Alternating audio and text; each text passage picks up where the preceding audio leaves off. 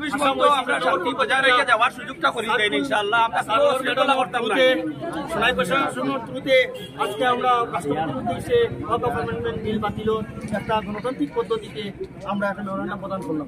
বিলটা বাতিল না হয় আমরা ইসলামিক পার্সোনাল ল বোর্ডর দিল্লির মধ্যে যেটা ইশারা দিবা, যদি 6 মাস যদি আমরা যে রাস্তা বন্ধ করা লাগে তো 6 মাস করবো, যদি 1 বছর করা লাগে তো রাস্তা অনুসরণ করবো।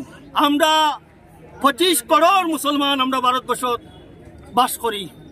আমরা 2% শিখ বাহিনীতে যেরকম কৃষক আন্দোলন খান গণতান্ত্রিক পদ্ধতিতে জোর তুলছেন, আমরা এই বিল বাতিল করার লাগে আমরা গণতান্ত্রিক পদ্ধতিতে অহিংস আন্দোলন চালাইয়া যাইমু। আমরা আকাবিরি নকলর যেটা আওয়াজ দিবা, যেটা আলিম সমাজে আওয়াজ দিবা, যেটা ইসলামিক পার্সোনাল ল বোর্ড হলে আওয়াজ দিবা, আমরা তা মানিয়া আমরা প্রতিবাদ চালাইয়া দিই।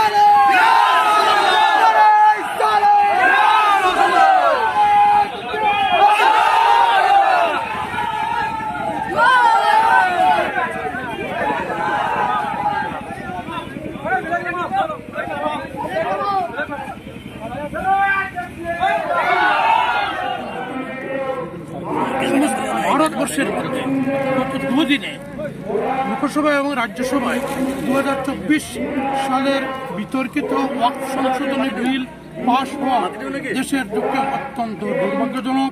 এটা রাষ্ট্রের সংবিধান বিরোধী, আইন বিরোধী। এটা কোনোভাবে দেশের মুসলমানরা এবং ধর্মনিরপেক্ষতা বিশ্বাসী হিন্দু, বৌদ্ধ, জৈন কোনো মানুষ মেনে নিতে পারছে না। এর প্রতিবাদে আজ সোনাই এলাকা ওআইসি ফ্রেন্ডস ক্লাব উদ্যোগে একটা প্রতিবাদী সভা আয়োজিত হয়েছিল। সেই প্রতিবাদী সভায় সবাই এই আইনের বিরোধিতা করেছেন।